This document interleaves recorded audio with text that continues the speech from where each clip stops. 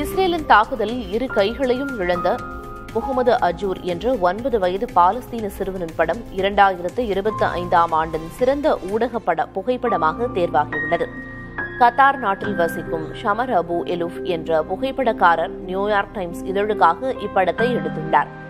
உலக ஊடக புகைப்பட அமைப்பு இவ்விருதை அறிவித்துள்ளது.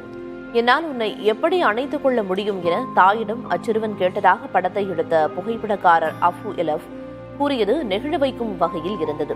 141 நாடுகளில் இருந்து 3778 பத்திரிகை புகைப்படதாரர்கள் எடுத்த சுமார் 59,000 படங்கள் பரிசீலனை செய்யப்பட்டு அதில் சிறந்ததாக இந்த படம் தேர்வு செய்யப்பட்டது.